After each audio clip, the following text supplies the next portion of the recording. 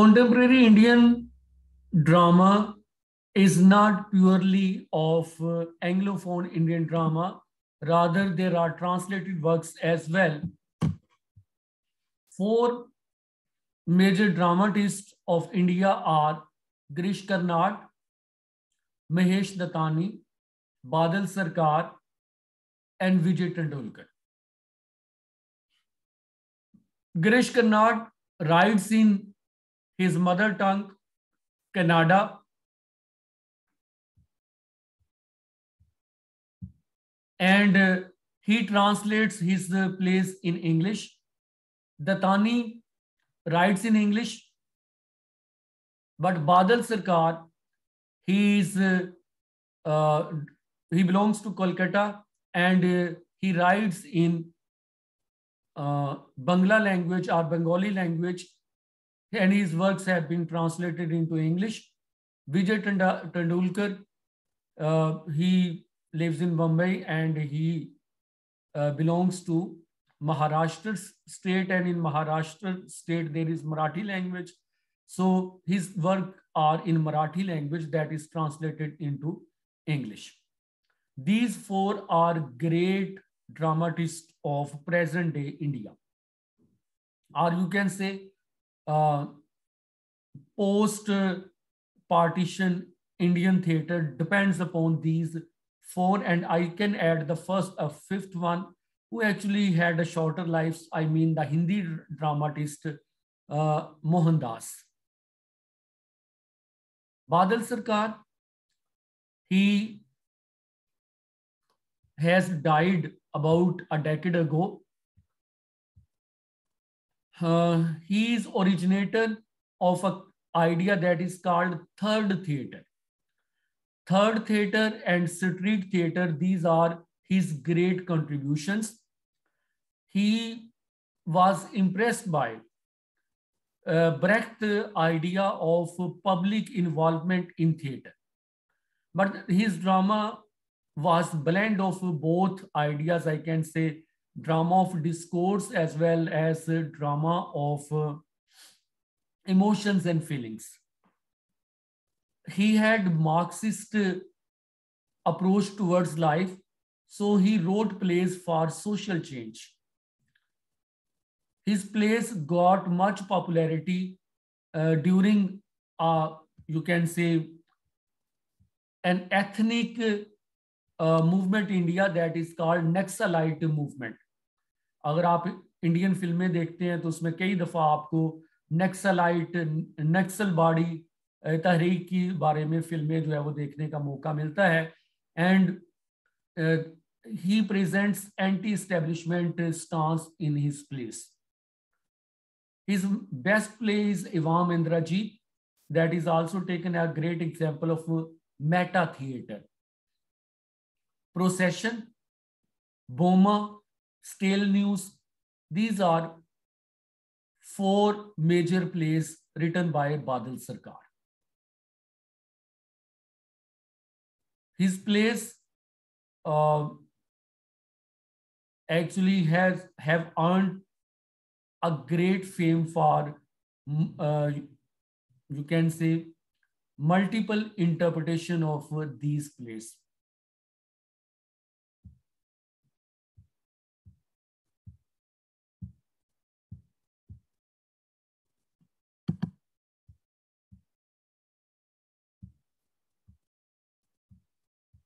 After Badal Sarkar, we can mention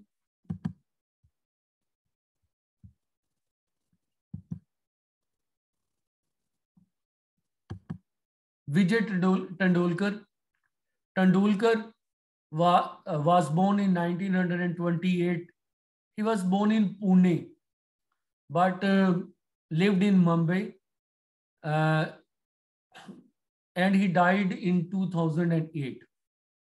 I think he has appeared in certain films as well. He wrote many screenplays or films, and he was a journalist by profession, a realist dramatist, screenplay writer, social commentator. Vijay Tendulkar is often compared with Henrik Ibsen, the Norwegian dramatist. We can say Tendulkar has a similar importance for Indian theatre as Ibsen has for European theatre.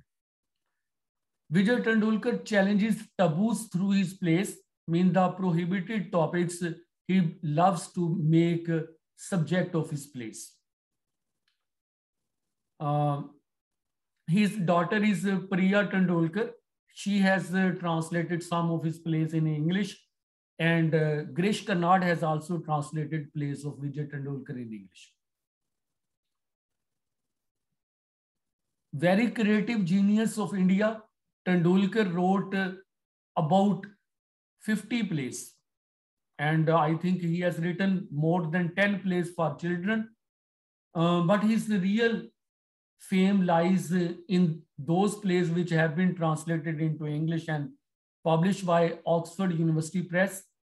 First, I have mentioned his masterpiece, Silence, the Court is in Session. That is a Marathi play translated into English. Its subject matter is how personal emotions, personal feelings, or personal prejudice are used in the world of law, in the world of social conventions for the persecution of others.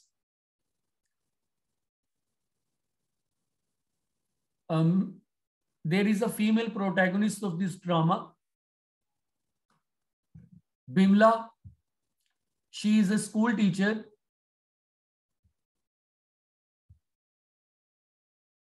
And there is a theatrical crew with whom she sometimes performs.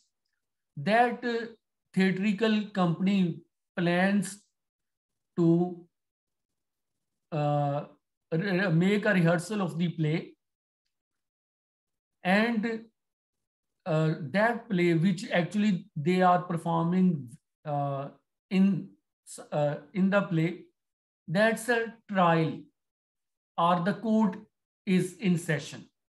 And in court there is a case. That case is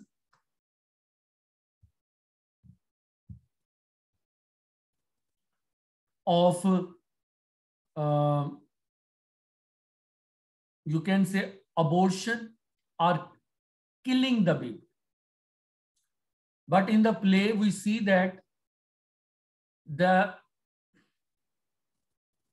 subject actually turns upon the birth of baby, and Bimla, who is accused that she has an illicit relationship with a professor and she wants to give birth to an illegitimate child.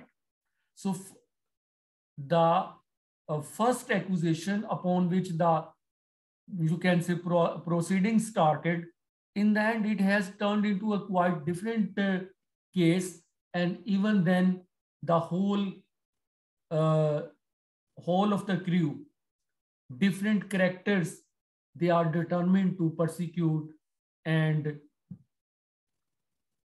make Bimla an example for others. And that happens in life as well, how the minorities, how the women, how the poor, they are targeted and they are persecuted. Another play is Gashiram Kotwal. That's about cultural life of Mumbai. Sikharam Binder, that's a satire on the institution of marriage, with a book, with the character of a bookbinder, Sakharam, and the two women who represent two shades of, you can say, wife. One very submissive, domestic, caring, and other very, you can say, uh, non-domestic, non-homely, aggressive, and both of them meet the similar fate. Kamala, Kamala is a play about purchasing and selling of women in market. That's a satire on contemporary journalism, where such issues are presented and they become sensational.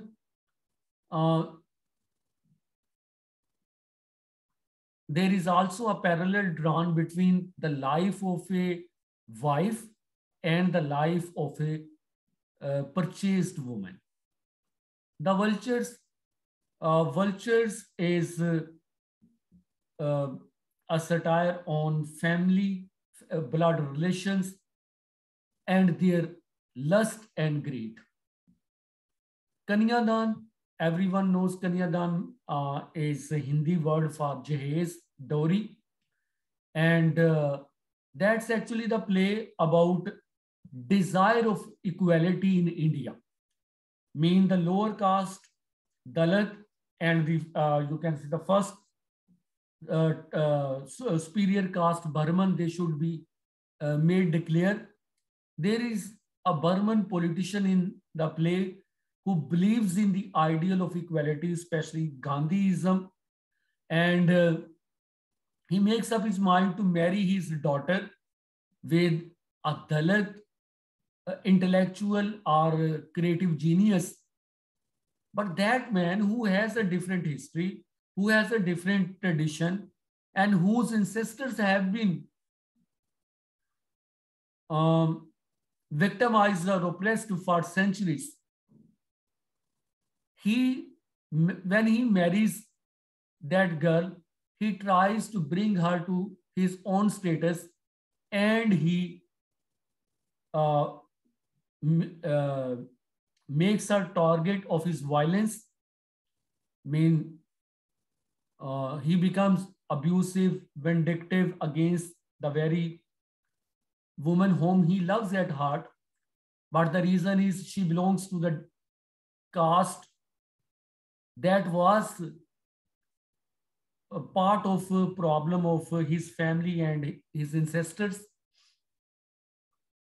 And a time comes when all delicacies, all, you can say, strengths of Burman class are snatched from the personality of that girl, and she becomes a coarse, Dalit like figure. With this, the play ends. So Kanyadan actually refers to baggage that an individual inherits from his history, from his past, from his ancestors. His friend's story, that's a play about lesbian and lesbians' poor plight in society. That's a really wonderful play about the concept of friendship. Tendulkar's another play is Encounter Ambugland. That's a political satire, how, you can say, governments are made, and how government political conspiracies and political shares play their role in the formation or demolition of a government. Tendulkar's major themes are social issues, personal enigma, persecution of character, gender discrimination, plight of women in Indian society, social inequality, or suffering of homosexuals or lesbians. After Vijay Tendulkar, I have to mention Girish Karnad. I think आप सब कर्नाड को फिल्मों में एक actor के तौर पर देख चुके हैं, और कर्नाड ने बेशुमार फिल्मों में काम किया है। एक था टाइगर, अभी कुछ साल पहले टीचिंग प्रोफेशन के हवाले से एक फिल्म आई थी, chalk and duster. In that film Karnad also played the role of a school teacher's crippled or handicapped husband. Karnad is actually an artist, a classic dramatist, screenplay writer, filmmaker, film director, painter, and he has been director of many, you can say, posts, including Sahitya Academy Award. He writes with post-colonial consciousness and uses myths to comment on social reality or contemporary social reality. First play of Girish Karnad is Yayati. He wrote that play when he was studying in Oxford University as a Rhodes Scholar. Then he wrote Tughlaq, that's a play based upon historical figure, or Muhammad Tughlaq, one of the sultans of India.